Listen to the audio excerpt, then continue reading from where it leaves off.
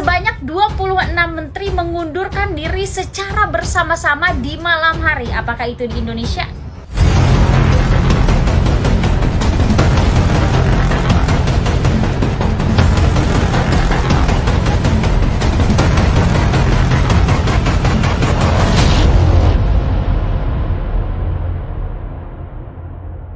Sebanyak 26 menteri mengundurkan diri secara bersama-sama di malam hari. Apakah itu di Indonesia? No.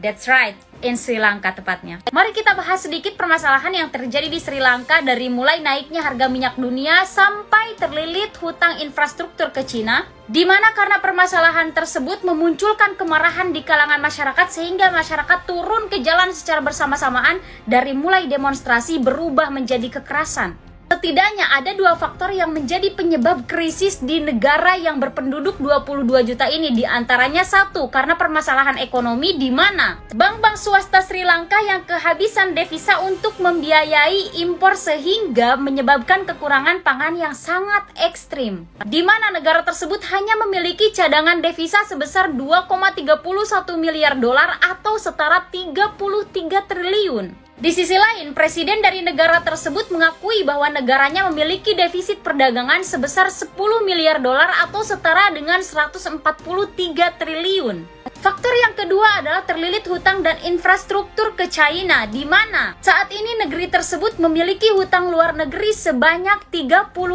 miliar dolar atau setara 502 triliun. Apakah tindakan menteri-menteri yang mengundurkan diri secara bersamaan di mana hari-hari ini negara tersebut sedang tengah kesulitan?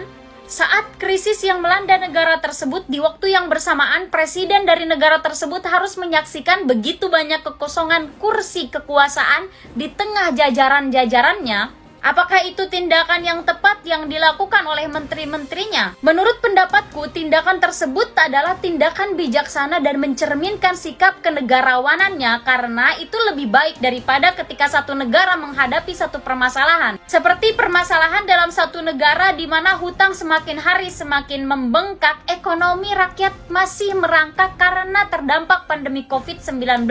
Terjadi kelangkaan minyak hingga menyebabkan harga minyak naik, BBM naik, solar naik, bensin naik, hingga harga pangan pun naik. Tetapi elit politiknya hanya sibuk menyebarkan baliho-baliho di jalanan dengan tulisan For Presiden 2024 atau hanya sibuk membicarakan penundaan pemilu 3 periode atau amandemen 1945.